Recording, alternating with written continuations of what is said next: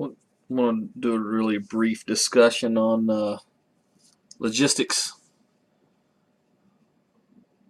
and the tremendous amount of intelligence being brought in. Intelligence, of course, is in quotes.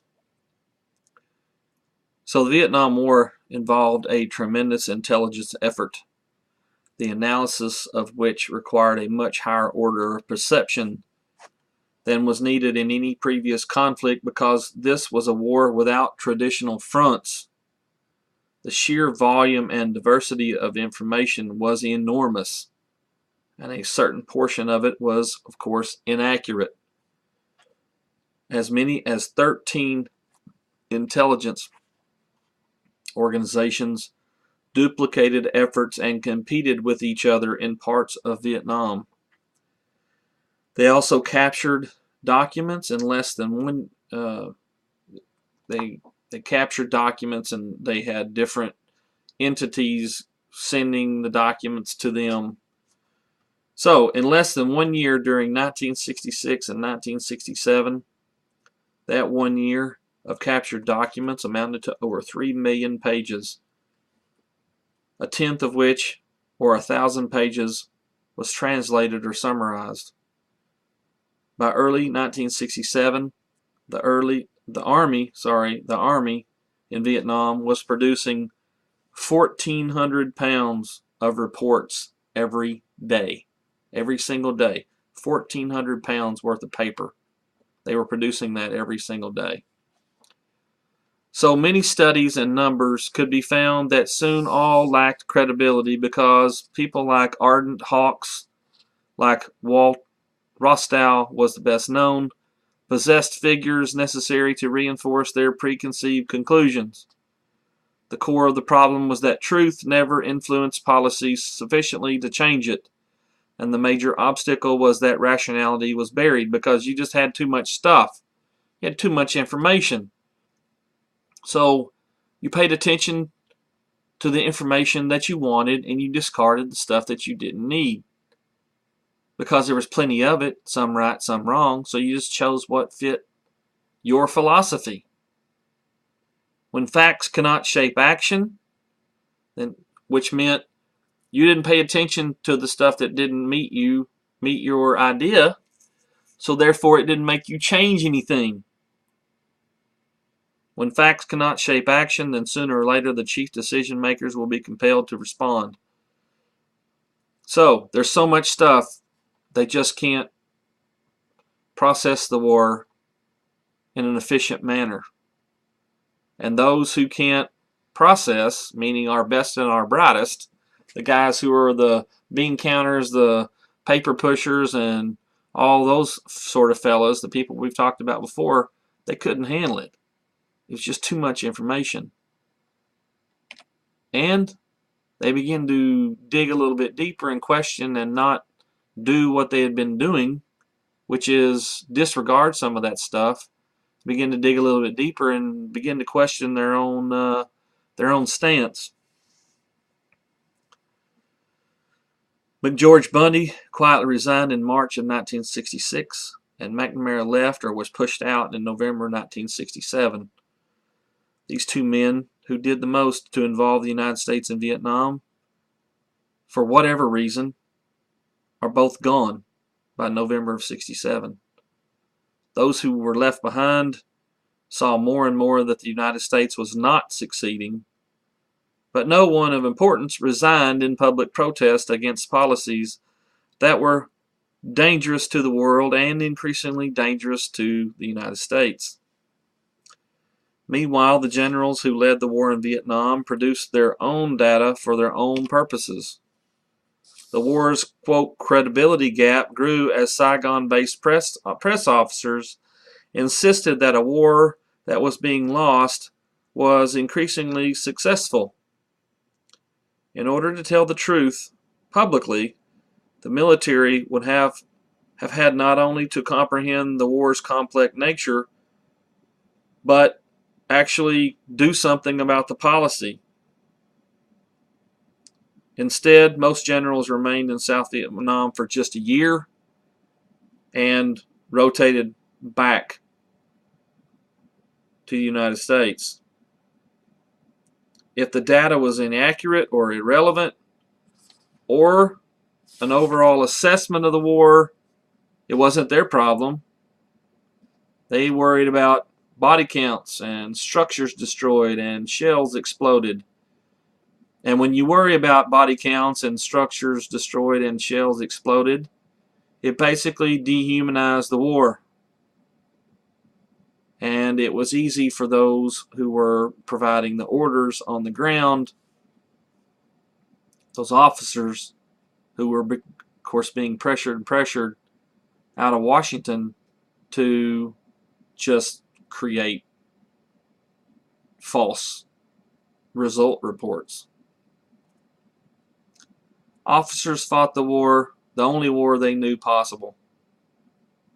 And the Vietnamese people paid a monumental price, not because of their attitudes, but because the United States' entire military system performed exactly as it was intended to do. The results, of course, was false data almost routinely, with VC combat deaths often being reported at 25 to 70 to 1 American. The Vietnam War became a nightmare for program and budget experts, and they were soon mired in an irrational contradiction of imperialism as a system with its own logic and imperatives. So basically, it just was overwhelming. McNamara's March 1st, 1965 decision to unlock unlimited funds for the war in Vietnam came before the Pentagon had established any logistical support to spend the blank check rationally. So he authorized unlimited funds before anybody had a way to even spend the money. The buildup that was to occur was unprecedented in the history of American warfare. And the Pentagon ordered everything it needed on a crash basis. So we have to do it really, really quickly. We have to do it, so that means the price goes up. We have to have it super fast. Rush, rush, rush. Rush shipping, rush building. As a later official review of the experience put it, quote, the zeal and energy and money that went into the effort to equip and supply U.S. forces in Vietnam generated mountainous new procurements, choked supply pipelines, overburdened transportation systems, and for a time caused complete loss of control at depots in Vietnam. So they simply just couldn't handle the volume of stuff coming in. The Pentagon ordered boats to deliver goods, even though ports were still under construction to receive the boats once they arrived with the supplies. Bases and airfields were scattered throughout the country. They built vast storage installations. They created an immense transportation and communication system as part of a $4 billion program just to be prepared to receive these goods, men and material. Goods piled up, documents and the cargo to go with them were lost or stolen, and more ordered to replace them. Items deteriorated, rotted on the dock, or were pilfered. 39 different sized paper cups and 337 varieties of screwdrivers were ordered. Furniture and liquor glasses were assigned the same priority as bombs and bullets. And in one place, 12,000 tons of toilet paper got lost. But the decision to proceed in this fashion was deliberate and based on the awareness that acting efficiently would take longer. The result was what the official wartime review of logistics described as, quote, great cost and great waste. Part of the rationale for this vast extravagance was the need to make firepower quickly available, as you can imagine.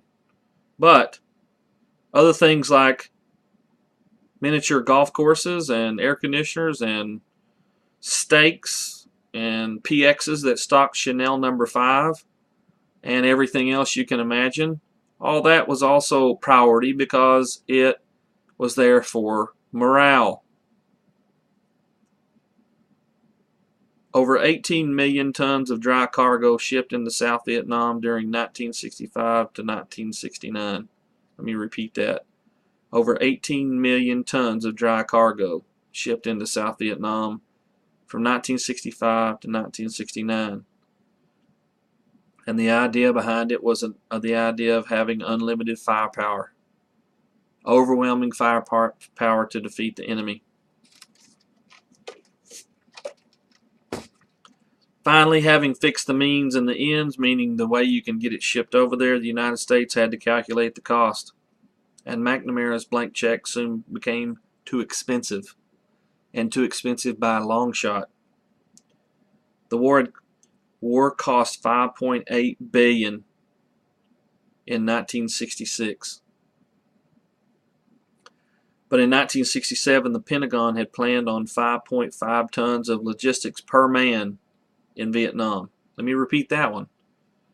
In 1966, the Pentagon had planned on 5.5 tons of logistics per man per year in Vietnam. So basically what they're saying is it's going to take 5.5 tons of goods and product and cargo to take care of one soldier per year in Vietnam.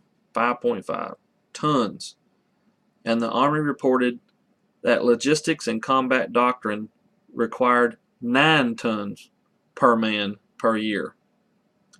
McNamara then fixed the limits on 7.8 tons per man year, and the blank check was withdrawn.